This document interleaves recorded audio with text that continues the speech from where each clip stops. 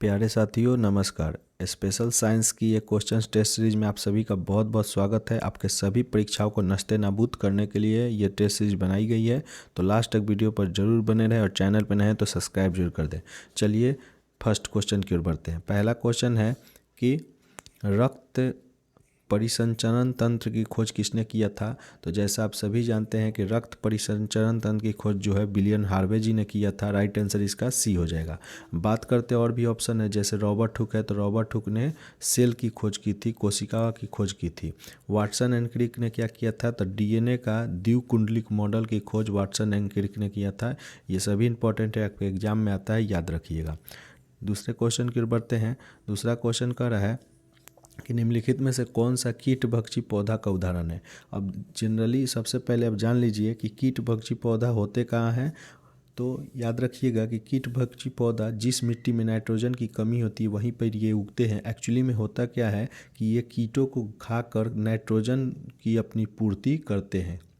ठीक है, तो वहाँ वो मिट्टी, ये भी आपसे क्वेश्चन पूछ सकता है कि ये क्या क्यों कीट को भक्षण करते हैं। तो ये अपने नाइट्रोजन की पूर्ति के लिए, जिससे वो प्रोटीन बनाते हैं, तो इसके लिए करते हैं। और ये कीटभक्षी पौधे का उदाहरण ड्रोसेरा है। राइट आंसर इसका सी हो जाएगा। इसके साथ ही और भी कीटभक्षी पौधा है जिसका नाम याद रखिएगा, नेफेथिस है। नोट कर लीजिए, नेफेथिस है, बोल देते हैं डायोनिया है, पीचर है, विंस है। ये सभी कीटभक्षी पौधे हैं। अगले क्वेश्चन की ओर बढ़ते हैं।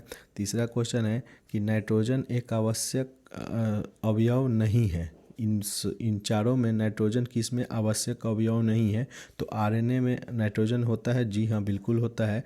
क्लोरोफिल में होता है, बिल्कुल होता है क्लोरोफिल में नाइट्रोजन। कार्बोहाइड्रेट में नहीं होता है। कार्बोहाइड्रेट जो है ये कार्बन और प्लस ऑक्सीजन से मिलकर बना होता है, तो यानी इसका राइट आंसर सी ही हो जाएगा। और डीएनए में भी नाइट्रोजन होता है, यानी कह सकते हैं कि आरएनए, डीएनए और क्लोरोफिल में नाइट्रोजन मौजूद होते हैं, जबकि कार्बोहाइड्रेट में नहीं होते। तो राइट आंसर इसका सी हो जाएगा, आवश्यक अवयव नहीं है नाइट्रोजन कार्बोहाइड्रेट का। नेक्स्ट क्वेश्चन की ओर बढ़ते हैं। देख सकते हैं सभी क्वेश्चन कितने इंपॉर्टेंट लिए गए हैं। चैनल पे नए हैं तो सब्सक्राइब कर दे और शेयर कर दे इस चैनल को। अगला क्वेश्चन है कि निम्नलिखित में से कौन सा बाह्यस्त्रीय ग्रंथि नहीं है। यानी बाह्यस्त्रीय ग्रंथि नहीं है, यानी अंतःस्त्रीय ग्रंथि पूछ रहा है। तो अंतःस्त्रीय ग्रंथि इनमें से सभी हैं, ऑल ऑफ द अबव हो जाएगा। दुग्ध ग्रंथि, अबु ग्रंथि, लार ग्रंथि, ये सभी अंतःस्त्रवी ग्रंथियाँ हैं। अच्छा, एक और चीज़ याद रखिएगा कि यकृत जो है शरीर की सबसे बड़ी ग्रंथि होती है। मनुष्य के शरीर की सबसे बड़ी ग्रंथि है जो यकृत है। ये इंपॉर्टेंट है, याद रखिएगा, यकृत। अगले क्वेश्चन की ओर बढ़ते हैं। अगला क्वेश्चन है, कह रहा है कि निम्नलिखित में से कौन सा हार्मोन पादप कोशिकाओं में नहीं पाया जाता है। तो पादप कोशिकाओं में इनमें से कौन सा हार्मोन नहीं पाया जाता है, तो उसका नाम है एड्रेनलिन। ये एक ऐसा हार्मोन है जो कि जंतु कोशिकाओं में पाया जाता है, पादप में नहीं पाया जाता है। जबकि जिब्रेलिन और ऑक्सिन जो है, ये दोनों जो है पादप वृद्धि हार्मोन है। ठीक है। और साइटोकाइनिन जो है ये क्या करता है, तो ये पादकों में कोशिका विभाजन यानी सेल डिवीजन का काम करता है साइटोकाइनिन।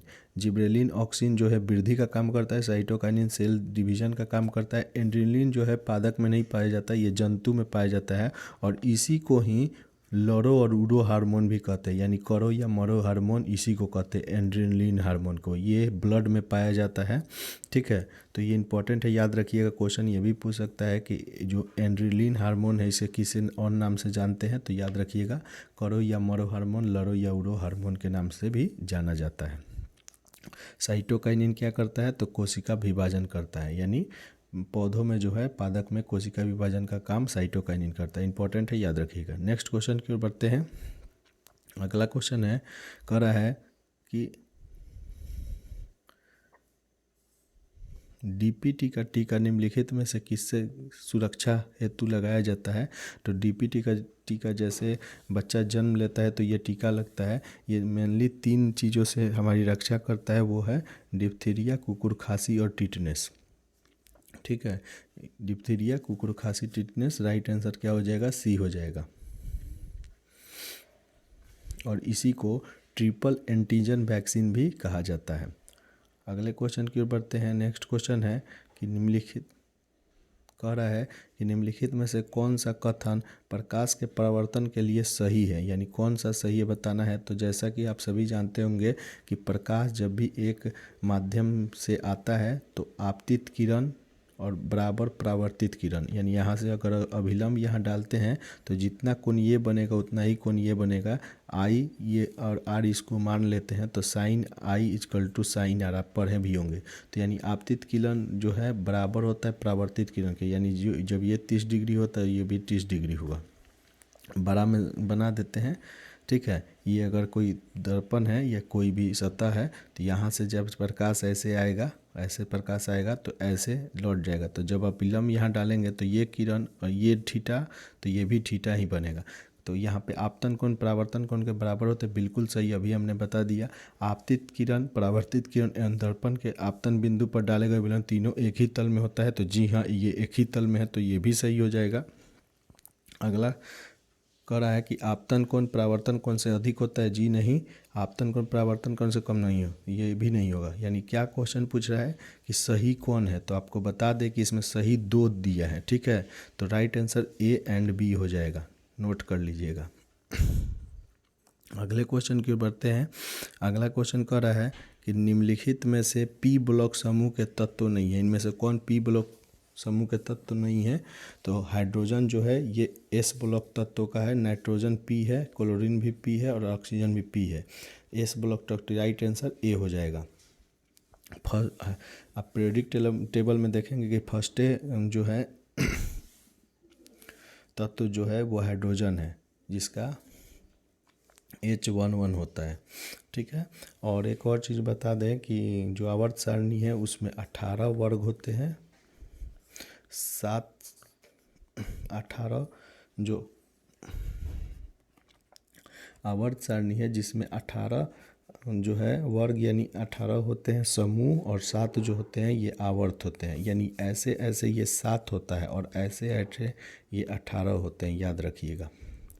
चलिए नेक्स्ट क्वेश्चन की ओर बढ़ते हैं। अगला क्वेश्चन कह रहा है कि वक्रता छूट गया, वक्रता केंद्र एवं दर्पण के ध्रुव को मिलाने वाली रेखा को क्या कहते हैं। तो जब आप एक दर्पण बनाते हैं, एक गोलीय दर्पण, तो ये होता है ऐसे एक करके ऐसे बना लीजिए, ये गोलीय दर्पण ऐसे है, तो ये है गया आपका वक्रता केंद्र दर्पण के ध्रुव, यानी ये साउथ पोल, नॉर्थ पोल और ये साउथ पोल हो गया। तो यहाँ पे कह रहा है कि दर्पण वक्रता केंद्र, तो बीच वाला वक्रता केंद्र होगा ध्रुव ऐसे, यानी इसको हाफ में जैसे ऐसे बनाइएगा। तो ये पूछ रहा है ये क्या होता है, तो ये रेडियस होगा, यानी वक्रता त्रिज्या होगा, क्योंकि यहाँ पे पोल, यहाँ ध्रुव होता है और ये वक्रता केंद्र होता है। तो दोनों को मिलाइएगा तो ये जितना डिस्टेंस का होगा वो भी इतना होगा, यानी कह सकते हैं कि ये त्रिज्या ही होगा, वक्रता त्रिज्या। राइट आंसर क्या होगा, बी हो जाएगा। अगले क्वेश्चन की ओर बढ़ते हैं। कह रहा है कि प्लाज्मा झिल्ली बनी होती है, तो आपको बता दें कि प्लाज्मा झिल्ली प्रोटीन और लिपिड ये दोनों की बनी होती है। Right answer A and B both हो जाएगा। प्लाज्मा झिल्ली जो है ये प्रोटीन और लिपिड ये दोनों की बनी होती है, ठीक है। और एक और चीज़ याद रखिएगा, जो ये सेलुलोज है, ये सेलुलोज जो पौधे में कोशिका भित्ति होती है वो किसकी बनी होती है, वो सेलुलोज की बनी होती है, याद रखिएगा। पौधे में जो कोशिका भित्ति होती है वो सेलुलोज की बनी होती है, जबकि प्लाज्मा झिल्ली में जो है प्रोटीन और लिपिड वो दोनों होता है। तो ये दोनों इंपॉर्टेंट है, ये याद रखिएगा। आपको एक और चीज़ बता दें कि पौधे में कोशिका भित्ति होती है जबकि जंतु में कोशिका भित्ति नहीं होती है, और पौधे में कोशिका भित्ति सेलुलोज की बनी होती है। अगले क्वेश्चन की ओर बढ़ते हैं। कह रहा है कि प्रकाश के वेग को सर्वप्रथम किसने मापा था। तो सबसे पहले प्रकाश का वेग जो 3×10⁸ मीटर पर सेकंड होता है, इसको रोमर द्वारा मापा गया था। राइट आंसर ए हो जाएगा। अगले क्वेश्चन की ओर बढ़ते हैं। कह रहा है कि वेग में परिवर्तन की दर को क्या कहते हैं। तो वेग में परिवर्तन की दर, ये परिभाषा ही पूछ लिया है और इसको क्या कहते हैं, इसको कहते हैं त्वरण। राइट आंसर क्या हो जाएगा, ए हो जाएगा। राइट आंसर क्या होगा,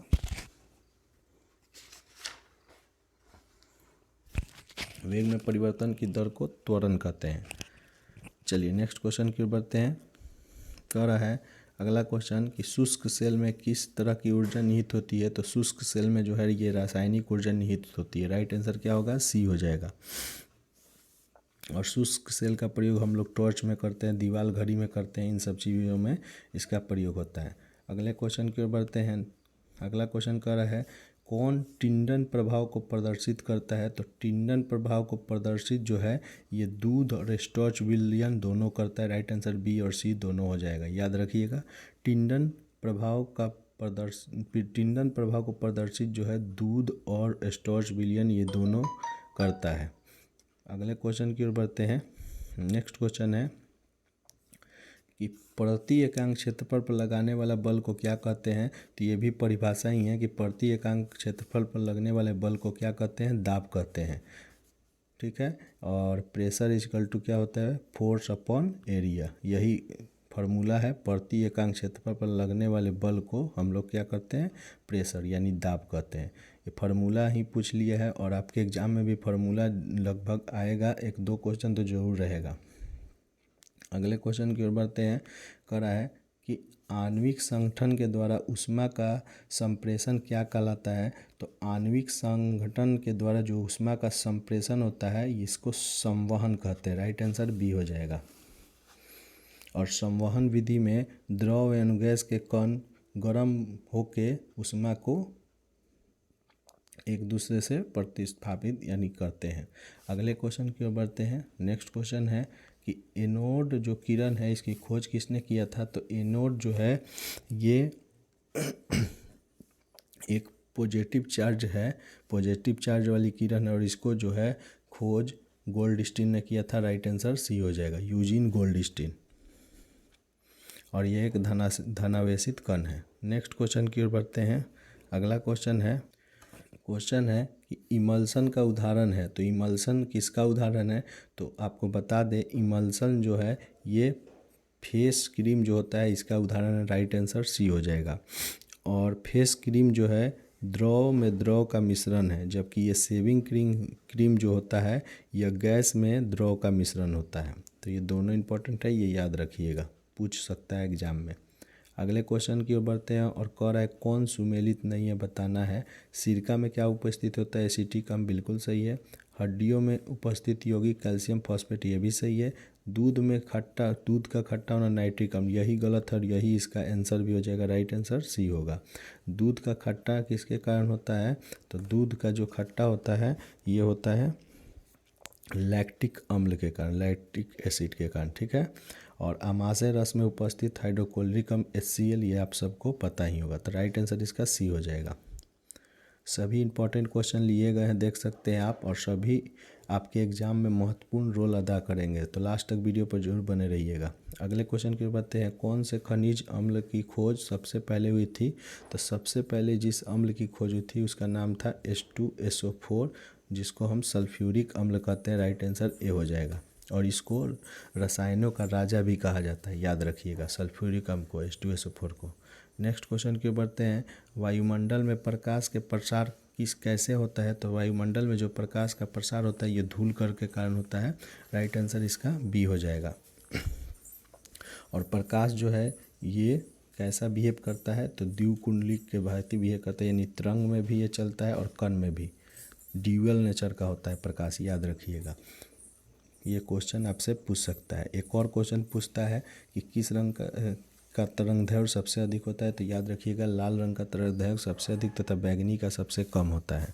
अगले क्वेश्चन की ओर बढ़ते हैं। कह रहा है कि रेफ्रिजरेटर में कौन सी गैस भरी जाती है। तो रेफ्रिजरेटर में फ्यून गैस भरी जाती है। राइट आंसर सी हो जाएगा। और फ्यून जो है क्लोरोफ्लोरोकार्बन को ही फ्यून कहा जाता है, क्लोरोफ्लोरोकार्बन को ही फ्यून कहा जाता है। चलिए नेक्स्ट क्वेश्चन की ओर बढ़ते हैं। कह रहा है कि पदार्थ की परमाणु सिद्धांत किसने दिया था। तो पदार्थ का परमाणु सिद्धांत ये डाल्टन साहब ने दिया था। राइट आंसर बी हो जाएगा। जॉन डाल्टन ने पदार्थ के परमाणु सिद्धांत दिए थे। अगले क्वेश्चन की ओर बढ़ते हैं। कह रहा है कि हींग पौधे के किस भाग से प्राप्त होता है। तो आपको बता दें हींग पौधे के जड़ों के निष्कर्षण से प्राप्त होता है। राइट आंसर बी हो जाएगा। ठीक है, हींग जो है जो आप लोग खाते हैं वो तो मिश्रित हींग होता है, लेकिन उसमें भी हींग की मात्रा होती है, वो जड़ों के निष्कर्षण से प्राप्त होता है। अगले क्वेश्चन की ओर बढ़ते हैं।